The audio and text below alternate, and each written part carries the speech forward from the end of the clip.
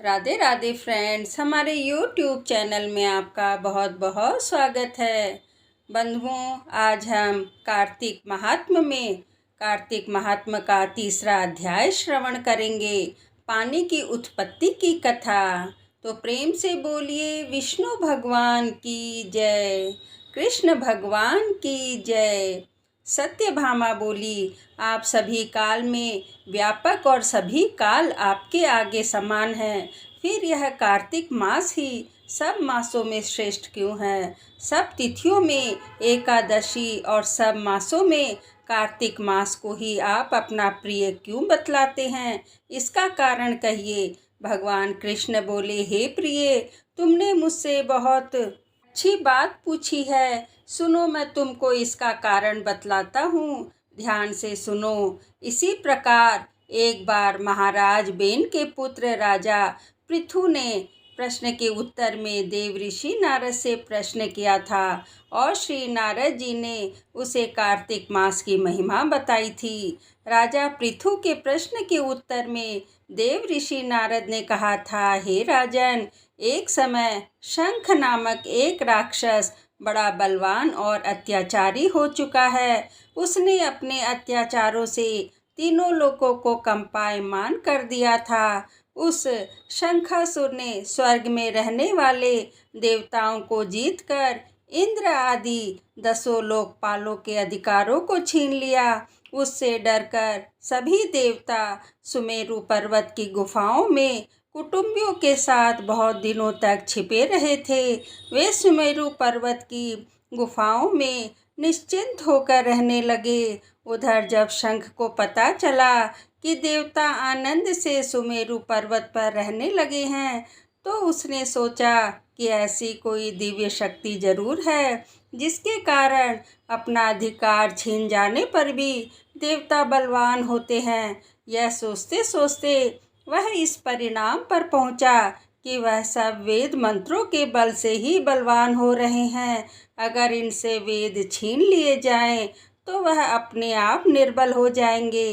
देव ऋषि नारद बोले, ऐसा सोचकर असुर शंख ने भगवान विष्णु को सोते हुए देखकर सत्यलोक में वेद चुराने के लिए पहुंचा। उसको आधा देखकर भगवान विष्णु ने उसकी नीयत जानकर उसके डर के मारे बीज मंत्रों के साथ समुद्र के जल में छिप गए।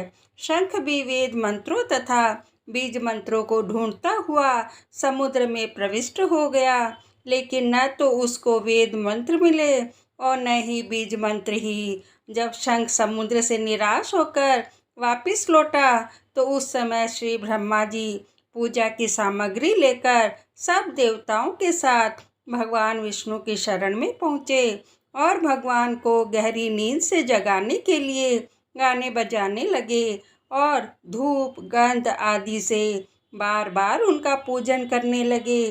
धूप दीप नैवेद्य आदि अर्पण करने पर भगवान की निद्रा भंग हुई और वह देवताओं सहित श्री ब्रह्मा जी को अपनी पूजा करते देखकर बहुत प्रसन्न हुए और उनसे कहने लगे, मैं आप लोगों के इस कीर्तन और मंगलाचरण से अति प्रसन्न हूँ। आप अपना अभीष्ट वर मांगिए, मैं अवश्य प्रदान करूँगा। जो मनुष्य अश्विन शुक्ल की एकादशी से देवोत्थानी एकादशी तक ब्रह्म मुहूर्त में उठकर मेरी अर्चना करेंगे, वह तुम्हारी तरह मेरे प्रसन्न होने के कारण सुख को प्राप्त करेंगे। यह जो पाद्य अर्घ्य आचमन और जल आदि सामग्री आप लोग मेरे लिए लाए हैं, वह अनंत गुणों वाली होकर आपका कल्याण करेगी। शंख जो वेद चुरा कर ले गया है, सबके सब समुद्र में ही हैं।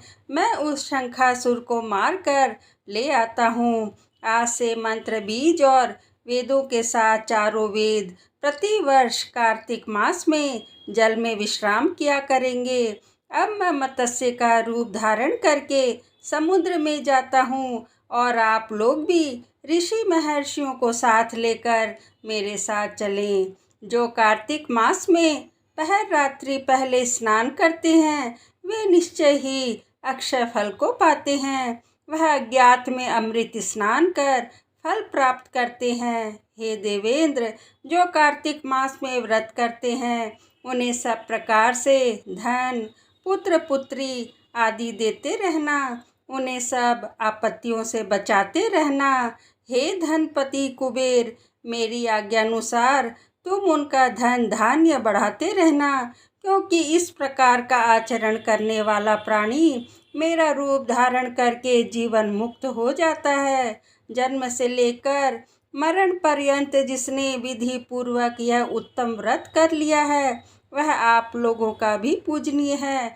आप लोगों ने मुझे कार्तिक शुक्ल एकादशी तिथि को जगाया है, इसलिए यह एकादशी मान्य है और मुझको बड़ी प्रिय है।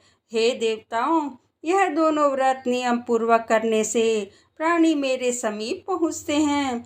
इन व्रतों के करने से जो फल मिलता है वह अन्य व्रतों से नहीं मिलता। इसलिए हर मनुष्य को सुखी और निरोग रहने के लिए कार्तिक महात्म्य और एकादशी कथा सुनते हुए उपर्युक्त नियमों का पालन करना चाहिए। जय श्री कृष्णा, जय विष्णु भगवान की।